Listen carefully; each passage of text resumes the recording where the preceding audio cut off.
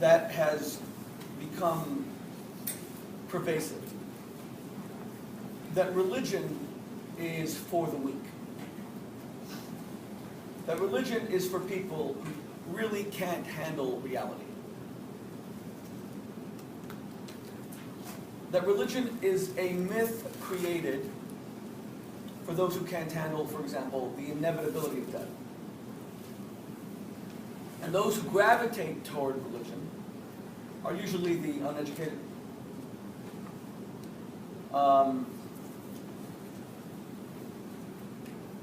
The less sophisticated, the more primitive. Jesse Ventura said this outright. I'm pretty sure when he was still governor of Minnesota, which is incredible. Remember he did an interview with Playboy magazine. And he said that religion is for weak-minded people. Anyone remember this? I remember the interview. I didn't read. Oh, you only remember the pictures. I only remember the pictures. Pictures, got it. I understand. And it created outrage. But really he was echoing something that Karl Marx had said in one of the most famous quotes in history, that religion is the opiate of the masses. That religion is a drug that we all take in order to deal with the harsh realities of life. It's a nice drug that allows us to accept just how the broken state of the world and the broken state of our own lives. If we weren't videotaping this, I would say the name of the person, but there's a world-renowned media mogul, not the person you would expect, but who, and let me make it clear, it's absolutely not Rupert Murdoch, but a world-renowned media mogul, and I was at a conference, and he and I were speaking. I was amazed at how much time of his I got. It was this long conversation about religion. And he told me that he sits outside in his car sometimes, and he watches people going to church. And it's just so clear, he said, how sad it is that they go because they have nothing else to hold on to. They're holding on to what they can. These are people, he said, who are not very successful. He said something like me, I have this whole world I created. I don't need this religion. But I understand that those who have nothing else to hold on to, that they will embrace it. And Marx was echoing this sentiment by essentially arguing that if you look at life, life is very unimpressive, and it breaks most people, and most of us end up cynics. How many women at the end of life, or the middle of life, already reach the conclusion that all men are bastards? I mean, I have counseled countless women, and I've heard this sentiment echoed. Because if you have your heart broken enough times, or if you're let down enough times, you conclude that all men are bastards. The other night, a woman said to me, men are only interested in sex. Okay. It's so hard to date men, they're only interested in sex. But even that kind of statement is a statement about the broken nature of life. Because that's about all, if you're heterosexual, that's your choice. There's men, and you're essentially saying, they're all like this. So what you're accepting is that you're never really going to find the possibility of love, because men are so selfish, they only want to use you for something else. Let alone when we develop philosophies like, no good deed goes unpunished. That if you extend yourself for someone else, you're always going to get hurt. And especially the fact that no matter how blessed your life is, no matter how much you do for other people, you're going to die. And with all your dreams and all your aspirations, you are going to be fodder for worms one day. So how do you accept such an ugly reality? Answer, religion. Religion gives you this myth of paradise, the afterlife, that you're going to a better place. In our community, we had a terrible, terrible tragedy of a young man who passed away very suddenly. And his parents were confronted with a parade of rabbis saying to him that God loved him so much that he couldn't let such an innocent person remain here on earth. He's in a much better place. Of course, his place is with his parents, but they told the parents that he was in a better place. So Marx would argue that this is why we invented religion. So not only does religion appeal to the weak-minded, it is actually for the weak-minded. It has a particular appeal for those who can't handle reality. our culture is filled with people who smoke pot. And by and large, they smoke pot to take the edge off of life. And just the other night when I was smoking, by and large, they smoke pot to take the edge off of life. They can't handle the harsh realities of life, so they put themselves in a drug-induced stupor. And that's a soft drug, let alone the people who become addicted to things like heroin or cocaine. Well, Marx said the ultimate drug is religion. And it's pervasive, and it's a cancer, and that theme was picked up by Christopher Hitchens and Richard Dawkins and others who have argued very forcefully. And by the way, these guys have legions, armies of followers who really believe this. Any of you who watched my debates with the late Christopher Hitchens, who became a friend through these many debates that he and I did, and I eulogized him, if you watch the debates, you will see that wherever he went to speak, to debate, masses, his army would turn up. These people who were grateful to him for fighting his battle against this pernicious disease called religion. So based on this, we would have to conclude, for those who accept this, that religion is for the weak-minded, it's not for people of science, it's for people who prefer fantasy, it's for people who have never quite found themselves in the world. They're the ones who are going to be more religious. You would expect religion, as it indeed happens, to flourish in countries, cultures, societies, regions, continents that are economically deprived. Look, the Catholic Church used to be a first world religion. It's slowly becoming a third world religion. It's thriving specifically in Africa, South America. 80% of American Catholics are lapsed. 90% of American Jews are somewhat lapsed. About 10% are, let's say, Orthodox, observant, 20% at most. Most Jews are assimilated. Europe lives in the post-Christian era. So it would seem that this belief, even if you didn't think about it a lot, is accepted. That the more sophisticated societies become, and the more science-based they become, and the wealthier they become, the more they discard this belief in religion. Does this sentiment appeal to anyone? Anyone agree with this? That religion is an opiate? And you see it. It's another point of view. But it's religion. It's actually a point of view that is becoming, forget about being pervasive, it's a point of view that is reflecting current demographics. For example, there is a myth that America consists of blue and red states, Republican states and Democratic states. It's really not true. If you look at the electoral map, you'll see that urban regions, by and large, are Democratic, they're blue, big cities, even in red states. Like Houston, Texas, in middle of Texas, which is a very red state. And the more rural areas are red, they're Republican, which seems to reflect this idea. In the cities, they're more cosmopolitan, better educated, and people are professionals. There is less religion. There's less of a gravitation toward the Republican Party, which is more faith-based, it would seem, these days, than the Democratic Party. Very strong evangelical Christian contingent. So there aren't red and blue states. Look at the electoral map and you'll see it's really urban, more urban educated areas versus more rural areas that are not as professional, where there isn't as much finance, media. Look at the university campuses. Kids go to university campuses and by and large they lose their religion. University campuses for the most part are hostile to religion. There are exceptions. Muslims their faith is very strong on campuses. They're very well organized. But the Jewish students, they'll go to Hillel, etc. But that's about the extent of their Jewish commitment. Some become a bit more religious on campus. I witnessed that. I was the Lubavitch Rebbe's emissary to ensure that happened. That people became more observant, embraced their faith. But university campuses are notoriously hostile to religion, especially the European university campuses. Forget it.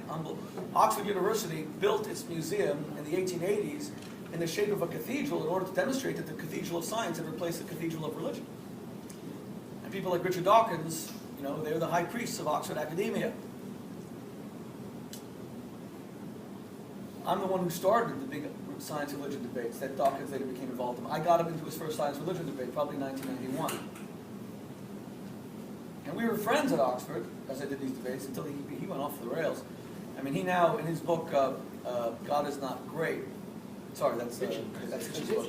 In his book, The God Delusion, Dawkins actually says that parents who teach their children religion ought to be arrested for child abuse. Not that he's an extremist. There's only extremists and fanatics among religious people. The atheists are never extremists. So this is a very pervasive sentiment. And talk about a passion killer. If you get very, very passionate about your religion, these people would say to you, yeah, it's because you're a loser. It's because your life is... Yeah, after a divorce, you get involved in religion. God forbid, if a child is sick, you get involved in religion. But if life is coasting, if you're like Hugh Hefner, you've got all these babes to sleep with, and you've got a lot of money and everything, you would never turn towards religion because you're not a loser.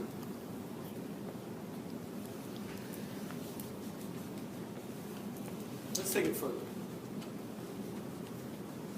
It would appear that there's truth to this based on the doctrines of many religions. Christianity's most important tenet is belief in Christ to bring salvation. If you don't have faith in the Savior, you will not be saved. You can lead a life of righteousness, good deeds,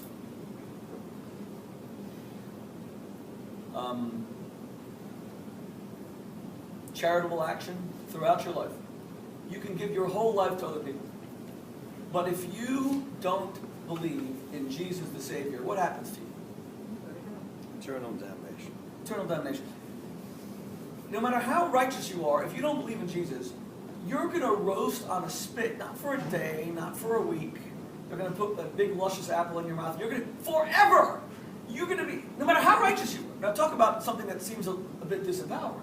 That your actions alone can never bring salvation, no matter how righteous you are.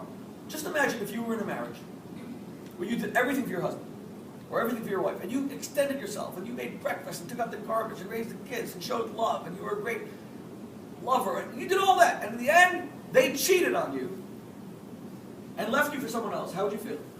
It would be crushing, and you would never want to do anything for anyone else, because it would show that goodness is not rewarded in this world. Well, in Christianity, no matter what you do, no matter how good it is, it's not rewarded unless you believe in the right person. If you're a Jew who believed in all the right, who didn't believe in the right stuff, but did all the right stuff, you're still going to go to hell forever. That's a very disempowering. Say that again. Not in Judaism. I said to Christianity. You just said if you were a Jew. No, I said if you're a Jew who did this, you're going to go to hell forever. According to them. Based on Christian theology, Oh, of okay. course. Which is a very disempowering philosophy, that your actions cannot rescue you. So it seems to confirm this idea that religion makes us weak. Religion is about submission. If you don't submit to Christ, you're going to the bonfire. The very word Islam means submission. To be a Muslim is to be he who submits. That's what the word means.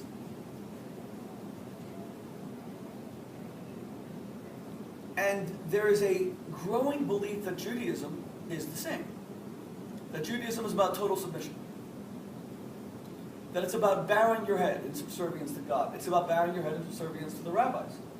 It's about bowing your head in subservience to God's law. And that you have no right to stand up for yourself because your job is to submit. Well, we're getting to that. I'll give you an example. One of the most important examples. And this is what we talked about yesterday.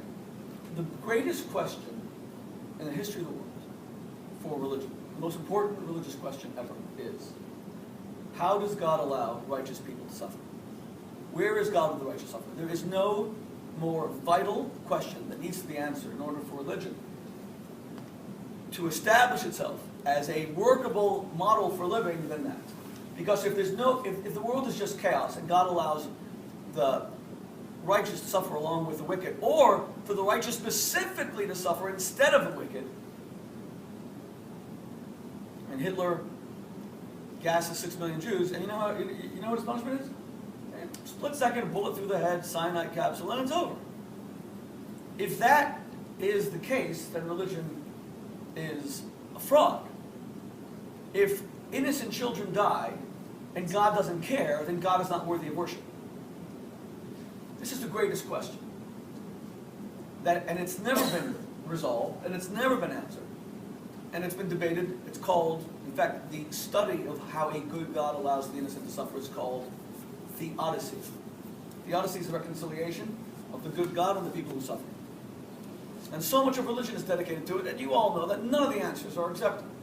But let's look at the three main answers for me to demonstrate to you that even in Judaism today, there is this belief that we are meant to submit to God.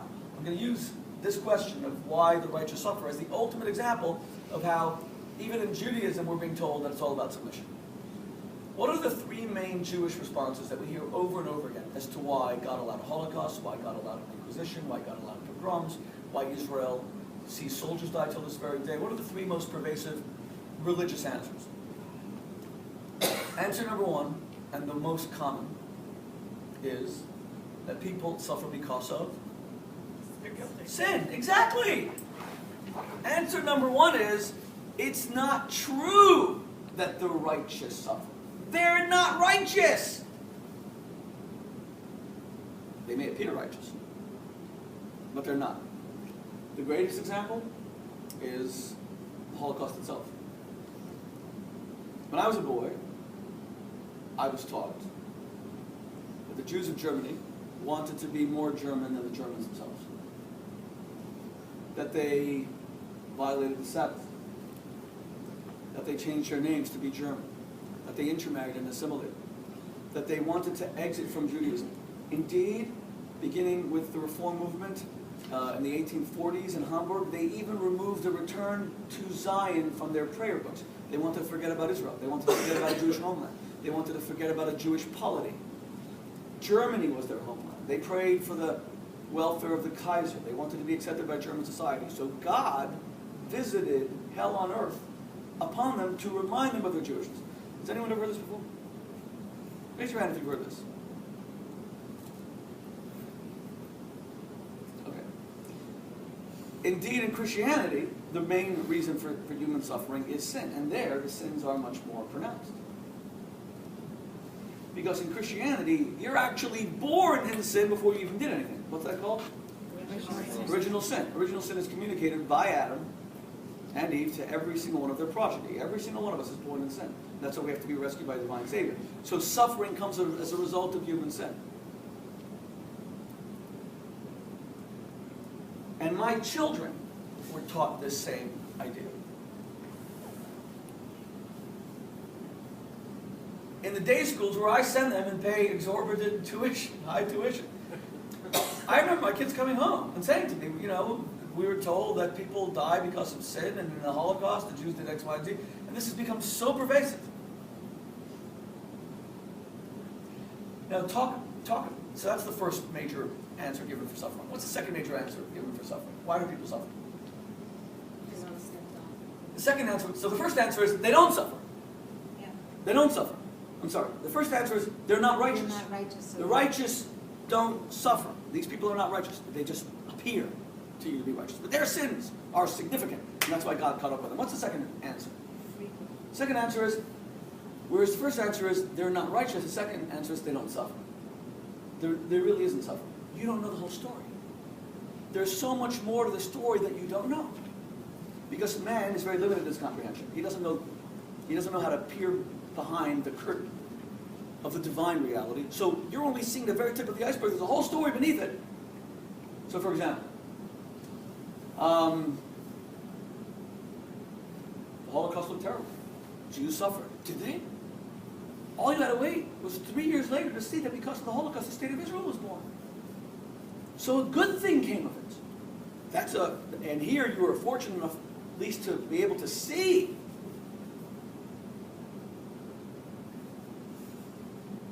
the good that came from apparent suffering. But in truth, no one suffered. If you walk into an operating theater, you walk in, you see masked men with knives, and they're carving people up, and you think these are cannibals, animals. But if you have more of the story, you'll know that these are surgeons trying to save someone's life. Well, that's the way it is with the earthly reality. You don't know God's plan. There really isn't suffering. A child dies of cancer, you don't know the whole story. Yesterday I mentioned this, and I'll say this very briefly. A famous story is given to demonstrate this with the Baal Shem Tov. The Baal Shem Tov, every founder of the Hasidic movement, every Simchas Torah used to give blessings to barren women to have children. And they line up and bless them, and one woman comes every year and he ignores her, year after year. Finally, the next year, she grabs the Baal Shem Tov's leg. She says, I will not leave you until you bless me with children. Baal Shem Tov tries to shake free. He can't. Looks at her and says, very well, next year you'll be nursing a child. And sure enough, she had a baby boy, true to his word, and she, for 2 years, bathed him, clothed him, nursed him, played with him, and then he contracted pneumonia and died. She brings the body back to Baal Shem Tov and says, you bury him. You brought this grief into my life. You knew this boy would die. That's why you wouldn't bless me. Baal Shem Tov said, that's correct. The woman said, why? And Baal Shem Tov said, normally I would never answer that question, but I will this one time, because I see the extent of your grief. The Baal Shem Tov says, 50 years ago, Bogdan Khmelnytsky and the Cossacks rampaged through the Russian and Polish countryside, killing every Jew in sight. They killed 250,000 Jews in 2 years, 1648, 1649. This was the Holocaust before the Holocaust. Till today, Jews fast for the Tafat massacres on Mondays and Thursdays. Many Jews still fast, 300 years later, whatever, 350 years later. Well, the Cossacks come, they decimate an entire village of Jews. There's a childless Cossack, he sees a baby crying, he adopts the baby. And the baby for 2 years goes with his father, and witnesses pillage and rape and murder and mass slaughter. And at the end of 2 years, the Russian Tsar and the Polish king decide to bring order to the countryside. They fight Khmelnytsky, they defeat him, they find a baby circumcised, they give him to the Jewish community for adoption. The baby's adopted, he becomes a grown man, has a family of his own, leads a righteous life, dies after 120 years, his soul comes before the heavenly tribunal, and all the angels say, you were a good man to heaven. And one angel says, no. This soul is tarnished, it's blemished. For 2 years, it absorbed so much sin from the environment it was immersed in, it has to go back down to earth. And it has to relive those 2 years, and then it can go to heaven. Baal Shem Tov said, this was your son. And this story is meant to demonstrate that there really isn't suffering in the world. Because if you know the whole story, this was a blessing for the boy. And his mother needed to understand that. So the first answer is, we suffer because of sin. The second answer is, there's no suffering. By the way, they seem a little bit contradictory. And the third answer is that provided by Rabbi Howell Kushner in his world-famous book, When Bad Things Happen to Good People. He and I had 3 public debates about this book in England, and I wrote them up as a book that has yet to be published. Kushner's a very special man, but the theory he gives is one that I've never accepted. His theory is simple. There is suffering. It's not because of sin, but it's not God's fault. God created the laws of nature. He himself is subject to them. He is powerless in the face of them.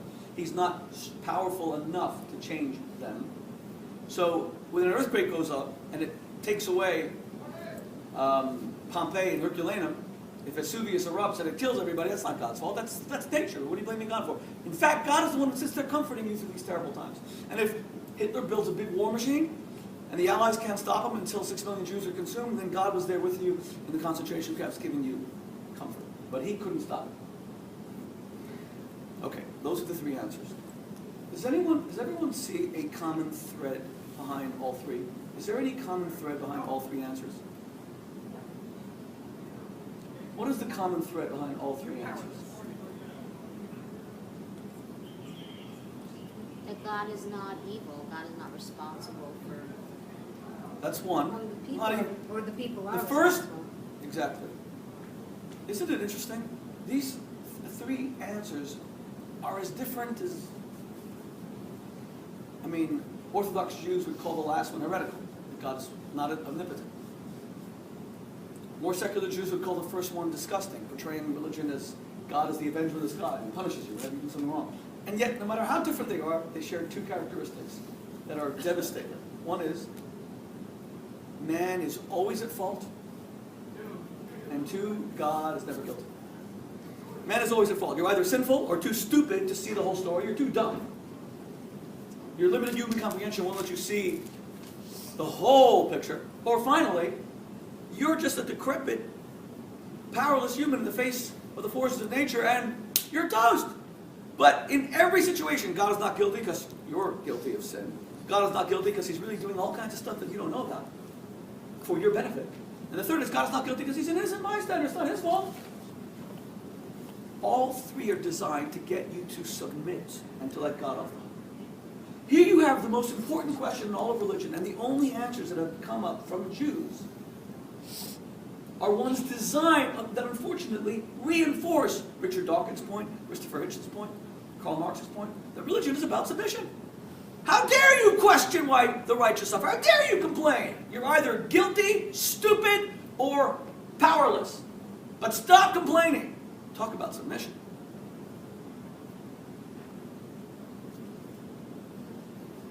There are those who believe that the purpose of the institution of marriage is submission, right? That's why you get married.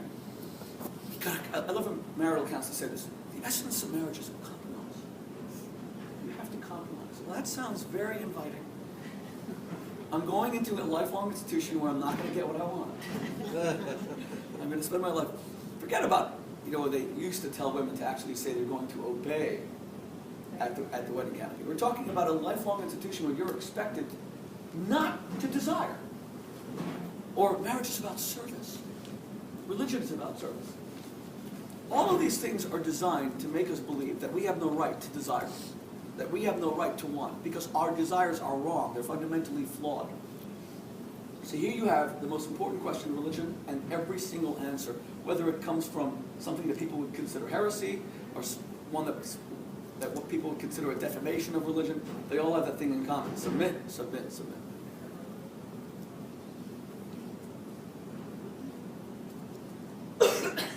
We're back to square one. But the main reason educated, professional, ambitious people reject religion today is that all it can offer them is submission.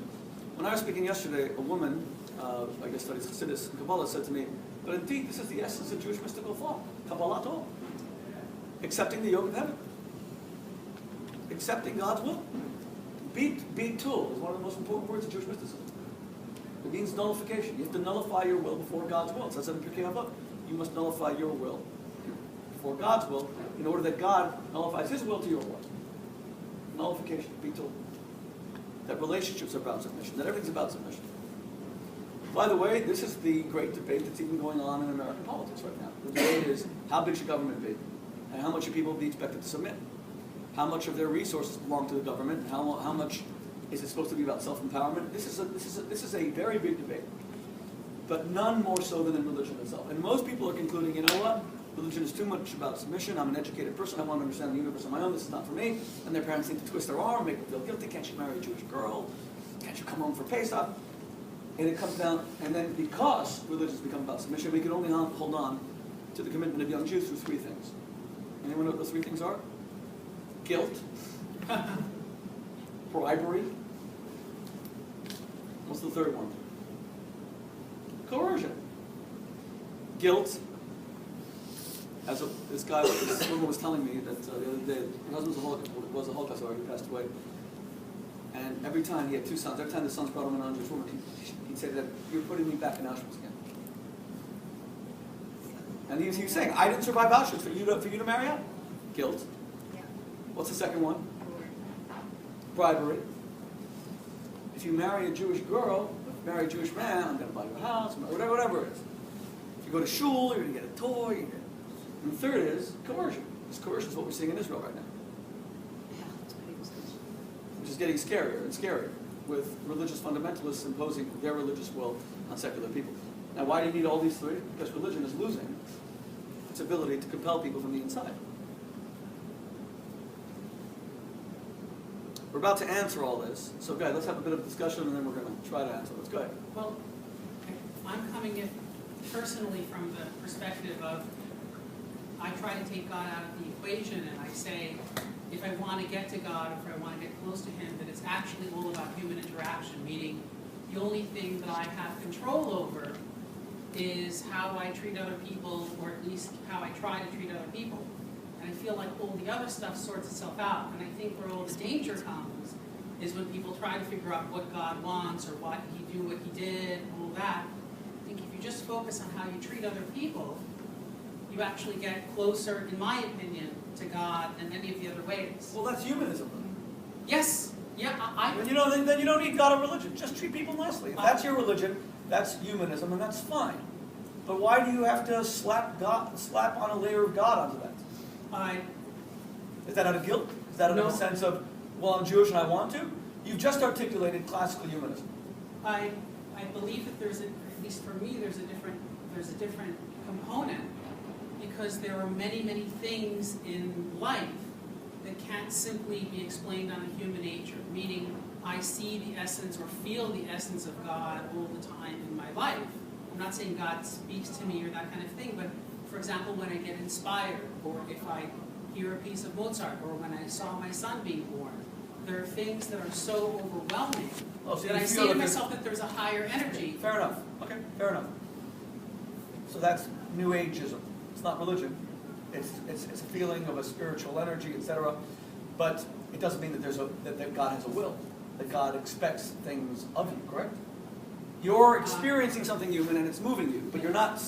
No, And you're agreeing with me now. You're saying that religion is not about submission. Well- You've decided, just a second, you've decided that there's a way to treat people, and that's your religious experience. God bless you. You've decided that when you watched your baby being born, that gave you a certain spiritual inspiration. Right. This is all about you at the center of your religion, and how you decide to treat people, and how these experiences move you. And yet, the essence of religion is not a man-centric universe; it's a God-centric universe. We're supposed to relate to how God wants us to treat others. By the way, let me also just say yes. that this is a slightly different subject, because it's very easy to refute that experience as being wholly religious insofar as it becomes too personal and perhaps even dangerous for people determining their own ethics and morality. So, for example, you decided that how you treat people. Do you think for a moment, to use a very extreme example, admittedly a very extreme example, do you think for a moment that the Nazis, the Germans during the war saw themselves as bad people? They saw themselves as saving the German people from attack. The Jews are the bankers. The Jews are the parasites who led Germany into World War I. And millions of Germans died. And then there was starvation, the collapse of the Kaiser's government. This was all because of the Jews. The Jews are a cancer. And in the same way that a doctor feels no compunction to destroy cancerous cells because they're going to claim the life of this innocent victim, that's how they saw things.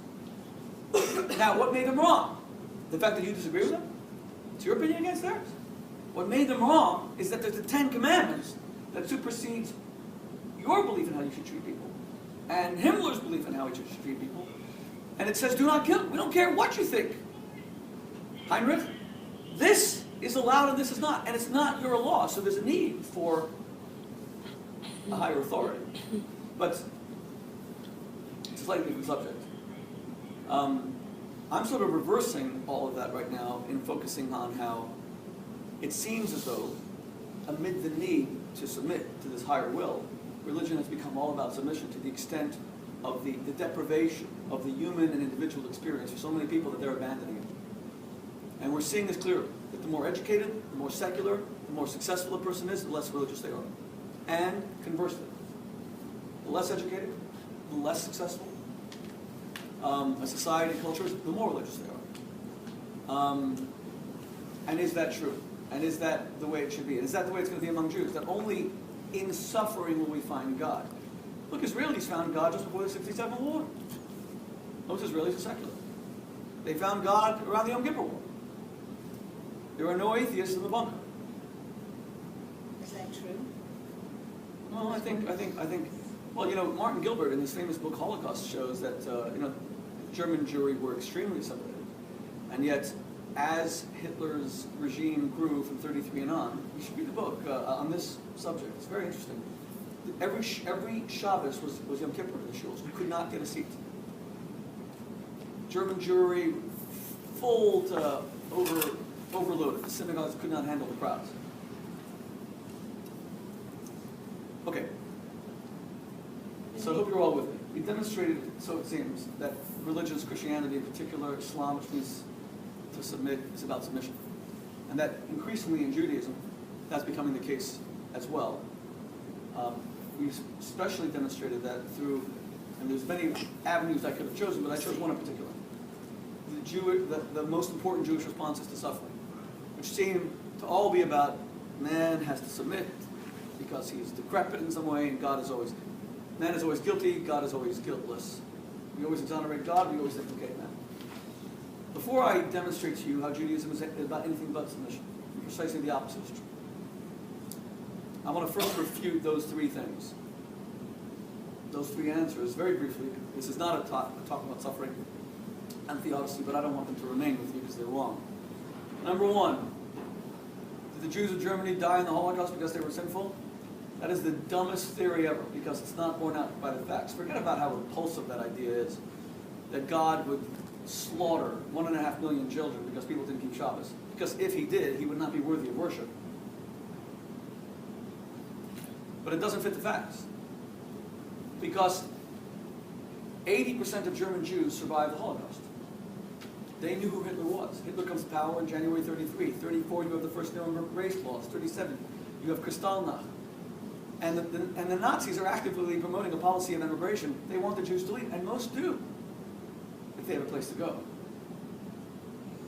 By January 42, in the Wannsee Conference, then the doors are locked and they decide this policy of extermination. Big debate among historians whether Hitler planned to exterminate all the Jews originally, or whether that got mixed in with the war. He certainly said he would exterminate all the Jews. Didn't mean that he could actually do it unless there was the cover of war. But be that as it may, 80% of German Jews survived. So who dies in the Holocaust? Well, the Hasidic Jews who lived in Poland had no idea that Hitler was going to invade Poland on the 1st of September 1939, that he had done a secret pact with Stalin to divide Poland, to split it in half. So it's the Hasidim who never wanted to be German, who did not change their names, who looked very Jewish, who kept Shabbos, who sent their kids to Cheder, who spoke Yiddish. They're the ones who are gassed in Auschwitz and who become ash, payas, a Jewish life. So the theory is ridiculous. It's stupid. 1 million Ger Hasidim died in the Holocaust. 250,000 Lubavitcher Hasidim. 1.5 million children. Were they guilty? So the theory is dumb. Theory number two. You don't know the whole story? That there's so much more to it? The story of the Baal Shem Tov? The story of the Baal Shem Tov doesn't answer anything. Why doesn't it answer anything? Because God is omnipotent. God is a kol yachol. He can do everything. He could have brought about the cleansing of a soul in some means other than a mother having to sit shiva, mourn, and family say Kaddish. The story doesn't answer anything. If it's true that God knows the bigger plan and we with our puny, minuscule human understanding don't, and yet God is all-powerful, He can bring about righteous ends through righteous means. We call it Hatov, Hanira, Hanigla. We don't just pray to God for goodness, we pray to Him for revealed goodness. You want to tell me that the only way to bring the state of Israel into existence was to have 6 million Jews die? America came into existence through a 7-8 year war. I don't know the exact numbers of Americans that died, but it was in the tens of thousands, I believe. Not 6 million. There are countries that came into existence through a UN vote where nobody died. The argument that you needed the Holocaust to bring about Israel is absurd, it's preposterous. And we can debate whether it was a price worth paying. Was it worth paying? 6 million dead Jews? No one would have chosen that. It's a ridiculous argument. I said yesterday that when I was a kid, I used to go to the dentist and he'd take out this big needle and he'd shove it in my tooth to numb the tooth and drill. And here I am, 30 years later, going to the dentist a few weeks ago, and he does the same thing, pulls out this needle. And I said to him, what the hell are you doing? He said, I'm about to numb your tooth and drill. And I said to him, in the 30 years since I first went to you guys, you've invented the internet. We've got like the iPhone. And you still haven't found a way to numb it. I know you're doing this for my good. I know there's more to the story, but there's no better means than this. That's it. You can't like put a little cream there. You guys are still so primitive? Dentistry is really primitive, by the way. So the dentist in this audience, please. Invent something akin to the internet. It just makes the whole thing less painful. Seriously, they now have like microscopic surgery to go into people and barely use a scar, but when it comes to your mouth, they're like ripping things out.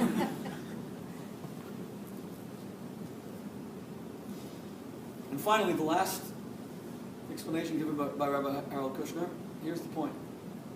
If it's true that God is powerless, and he just sits and watches from the side and comforts us through all these terrible trials, who the hell needs him? Who the heck needs him? In fact, I think he's more guilty if he's powerless and does nothing.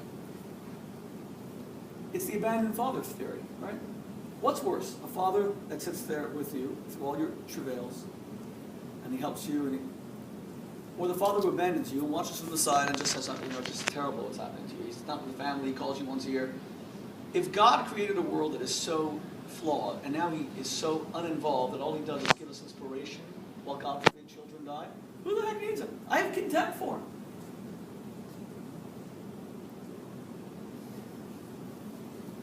So what is Judaism? And how do we respond to the problem of suffering? And what is its true purpose? My friends, if we don't reclaim true Jewishness, if we don't reclaim the real Jewish legacy of what our faith is supposed to be, its revolutionary component, how different it is to every other thought system in the world. And it's not only the Jews who will pay a price by losing interest in what is a shadow of the real thing, but it's the world who will also fail to benefit from what Judaism is meant to accomplish.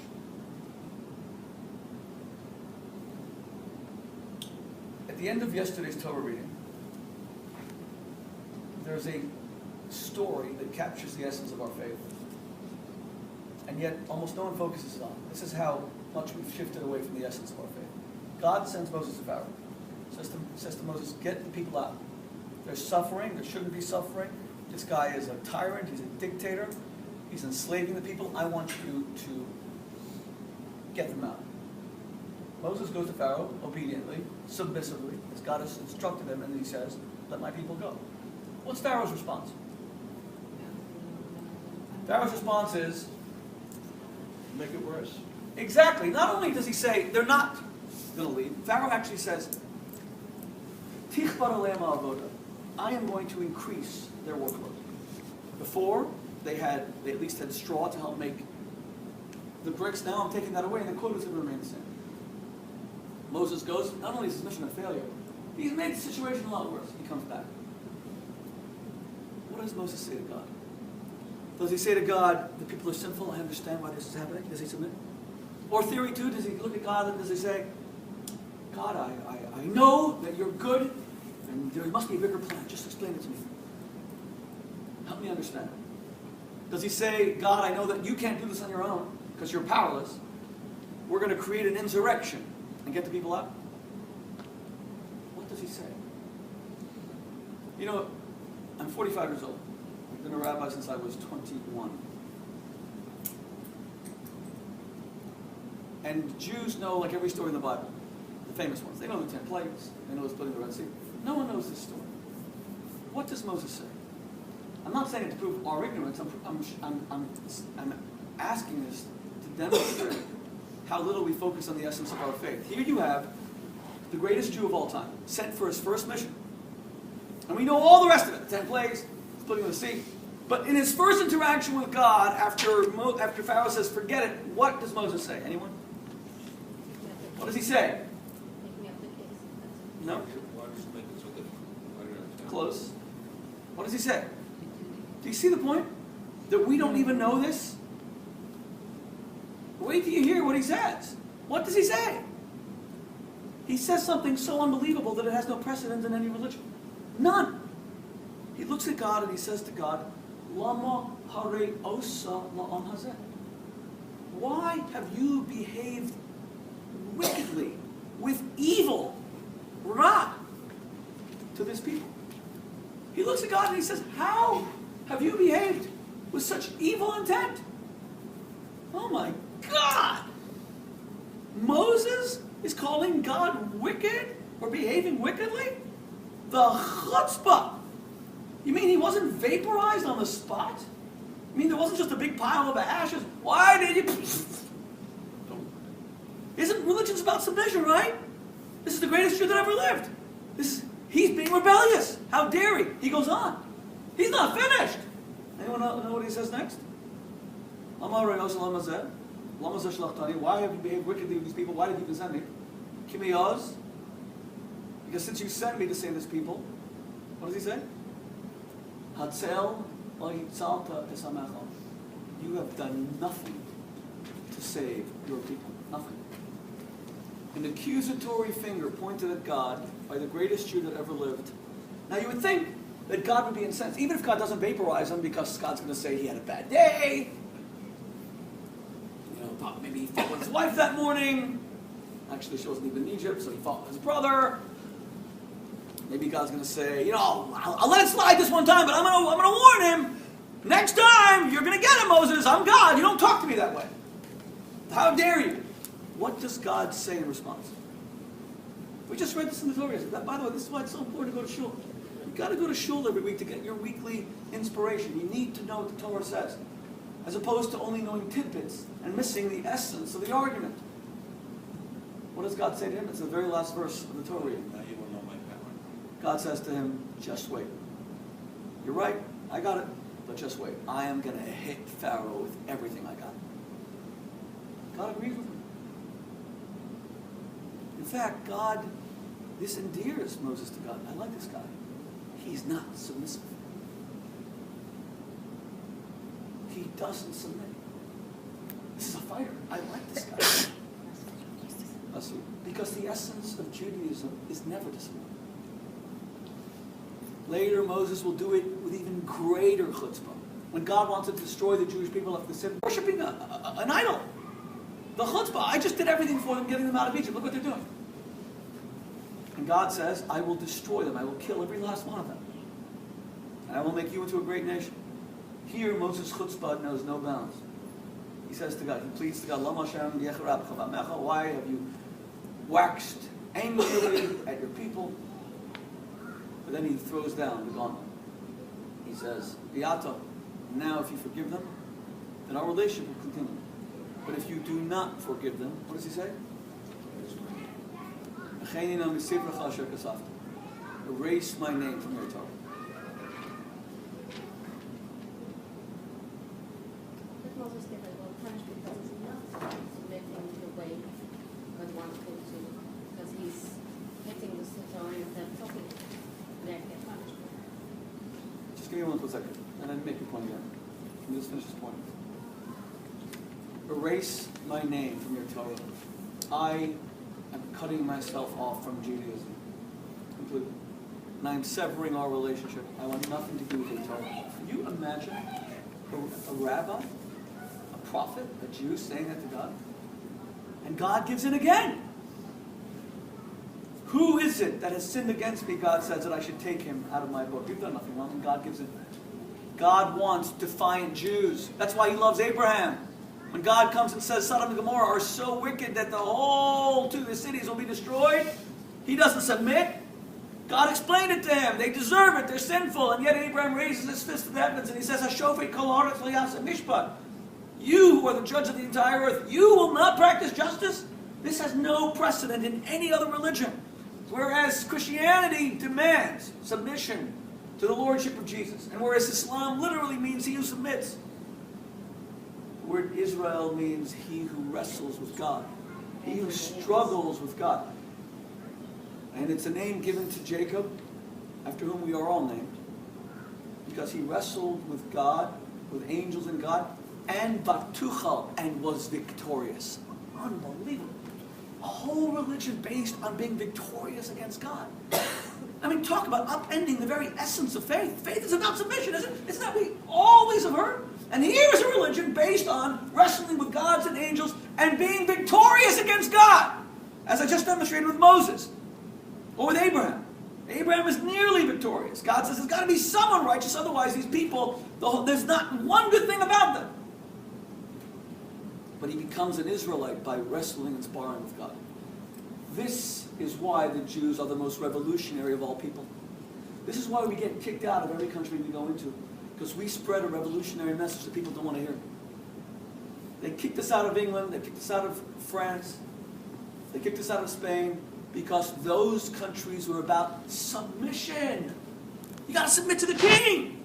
You got to submit to the lords. You got to submit to the barons and the earls. And the Jews spread a pernicious message that you're supposed to rebel and overthrow authority and establish a kingdom of righteousness. A kingdom of righteousness. That societies have to be based on righteousness or they are illegitimate. If you were a king, would you want that message being spread?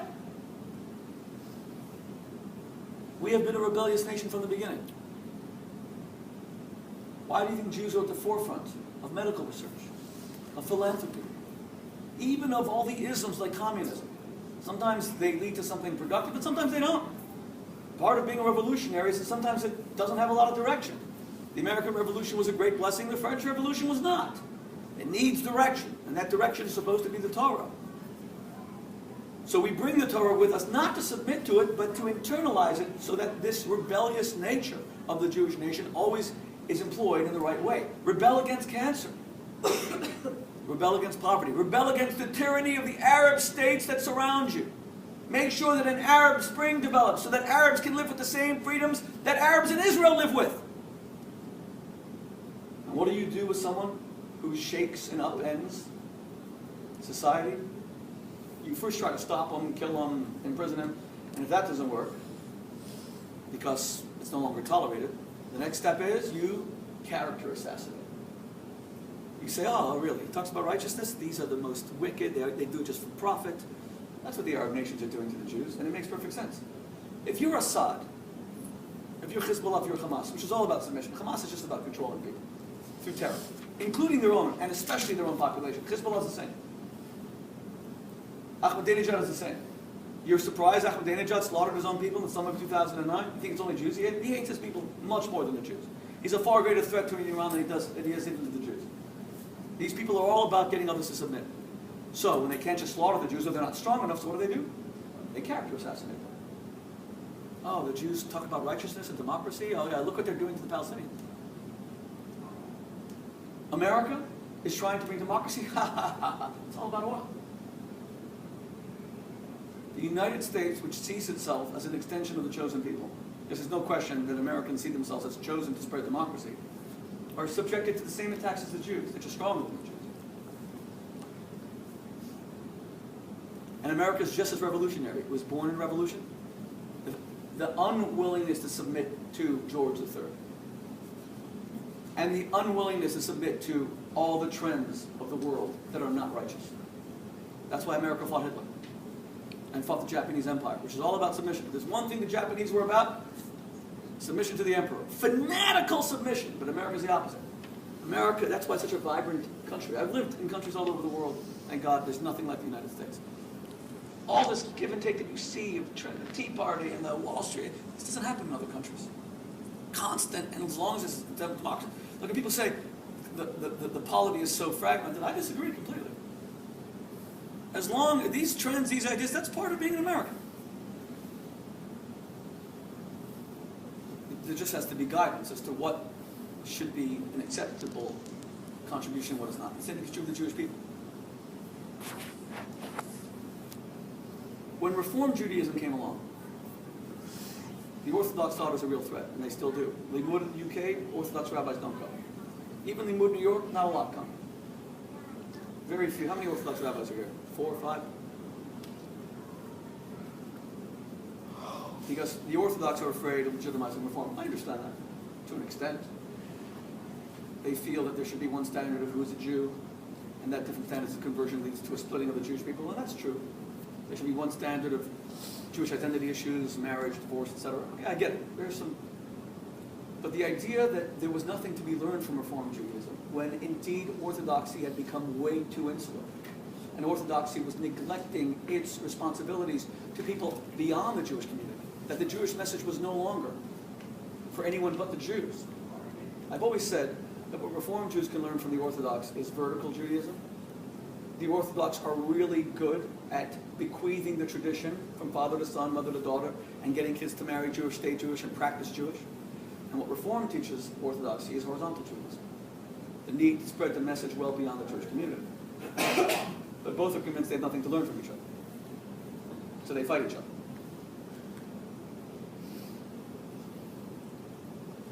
But Judaism, in its essence, is encapsulated by what Moses said. It's a rebellious nation that are stiff-necked, that are engaged in constant upheaval to establish a world that is filled with peace, where there is no more war. Do you understand how revolutionary our religion is? Talk about submission. The whole ancient world was about militarism. And the essence of the ancient world was masculine aggression brought greatness. All the famous names of the ancient world are Julius Caesar, and Hannibal, and Scipio Africanus, and, help me here, whoever. Alexander the Great, thank you. Well, Genghis Khan 1,000 years ago, and Attila the Hun, and whoever the conquerors were. These are the people who remembered, sorry? I was going to say, what about Napoleon? He was kind of a opposite of... Well, Napoleon was bringing militarism into the modern age, and that the essence of life is conquest, and there's never enough. There's just an insatiability for conquest. Yeah, well, let me get to that as well. There were philosophers, true. I'll get to that in just a moment. But the greatest legacy of the ancient world is Rome, and the essence of Rome was military muscle. Everything Rome built was based on their allegiance. Everything they held was based on them. And you could not be an emperor unless you expanded the borders of empire. Now, in the midst of this idea of submission to the empire, and this whole idea of militarism, comes Jewish prophets, Isaiah, Jeremiah, Zechariah, standing in public squares preaching something so revolutionary that one day men are going to beat their swords into plowshares. They're going to be ashamed that they ever fought. They're never going to teach their sons the art of war. Peace is going to break out. The wolf is going to lie with the lamb. Can you imagine how dumb this sounded back then? And they were killed for it. And here we are, 2,500 years later, and their vision has been realized. If the names that I just mentioned were alive today, they would be seen as Saddam Hussein. They would be seen as Hafez al-Assad. Militaristic bullies, because that's how much the world has changed. And the most respected people in the world are those who won the Nobel Peace Prize. Nelson Mandela is the most respected man alive. The guy who refuses to fight, just like Jeremiah predicted. This was revolutionary. There isn't time to expand on all aspects of this Jewish insurrection, as it were. But it has to come into the practice of Judaism itself. What I'm really scared about is, right now, not only because I'm the subject of it with vicious attacks of the kosher Jesus book. And I've been attacked over kosher sex when it came out 11 years ago. I was attacked when I brought hundreds, thousands actually, of non-Jews as members into my L'chaim Society at Oxford University, and many other things that were seen as different at the time. But I've never experienced anything like this. What I'm most scared of is that orthodoxy, which I am so passionate about. I'm a passionately Orthodox Jew. I love my Reformed Jewish brothers. I love my atheist Jewish brothers, agnostic Jewish brothers. I like to believe I love all Jews. I love all humanity. We all should, of course. But I'm a passionately Orthodox Jew. That's who I am. That's what I practice. That's what I taught my children. And what's really scary is how orthodoxy is becoming about submission. And it's getting a little bit scary because only the middle, the mainstream, will be able to push it back.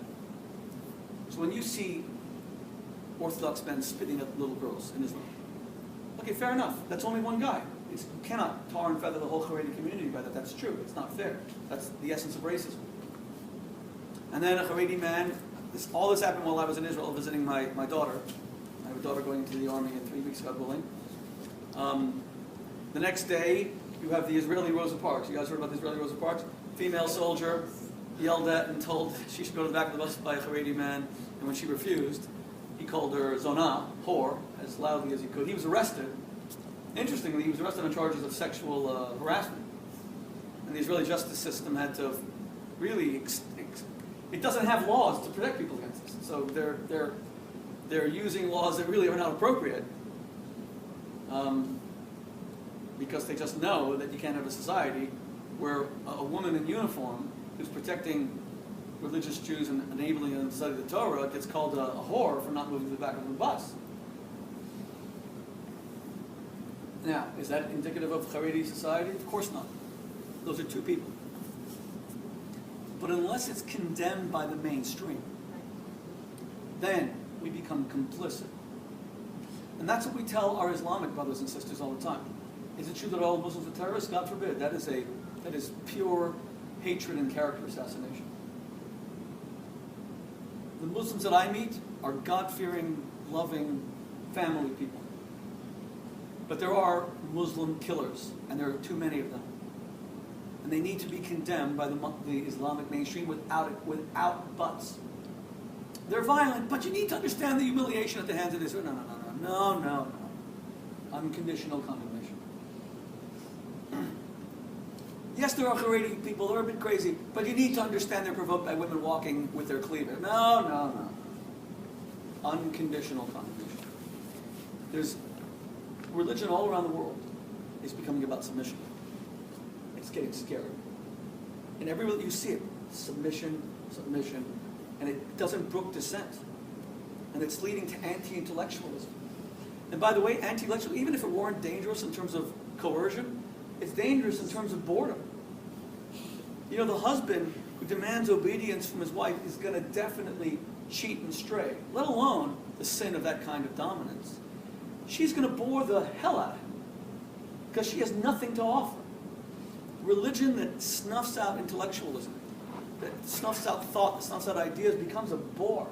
And then it can only be perpetuated by the three things I said before. And that's what the Catholic Church is wrestling with right now. It's so hierarchical that it's not working in the West anymore, and they need to, that's for them and not for me, they need to tweak the model to allow people to a more vigorous, individualistic Catholic identity where people feel that they can participate without only submitting. But Judaism is facing the same thing. We got a minute, so let me conclude, therefore, by saying, in sum, after all that, the essence of Judaism is not creating the submissive man or woman of the Spirit, but creating the rebellious man of faith. It's an incredible contradiction. But in that eclectic tension and that contradiction is where Jewish identity is to be found. The rebellious man of faith. The person who has faith, who understands there's a will of God, who understands he has to embrace the will of God, but has to maintain a rebellious posture within that faith. It's like being an individual within the marital relationship. It's in that tension that real marriages flourish. It's being an individual within a polity, the defiant man of faith, the rebellious man of faith, rather than the submissive man of the Spirit.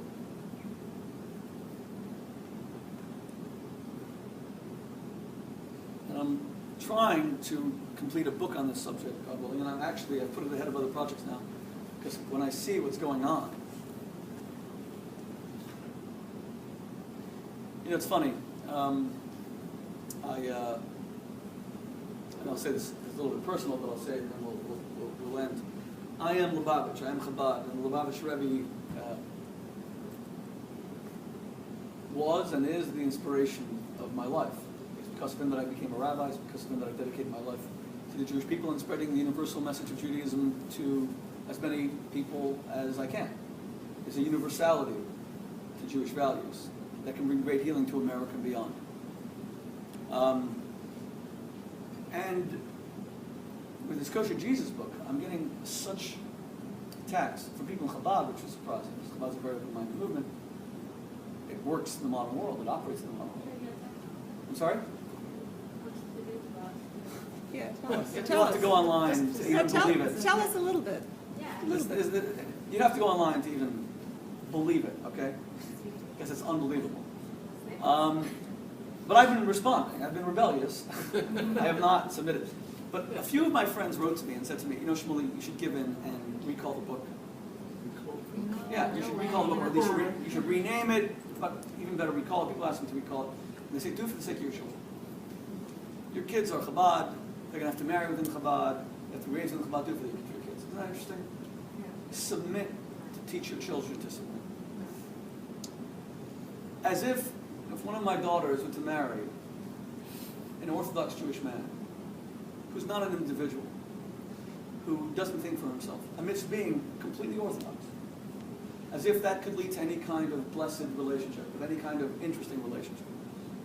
A man who's taught that he has nothing to offer individually, and the only thing he is born for is to not have the stuffing knocked out of him as he just submits. And that's why we're seeing an increasing blandness in Orthodox circles, which is a tragedy, because Orthodoxy is still the most vibrant of all Jewish groups. And if it becomes bland and boring, it will affect all of Jewry.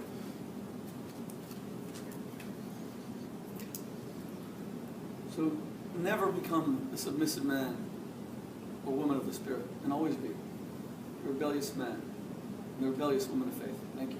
Good.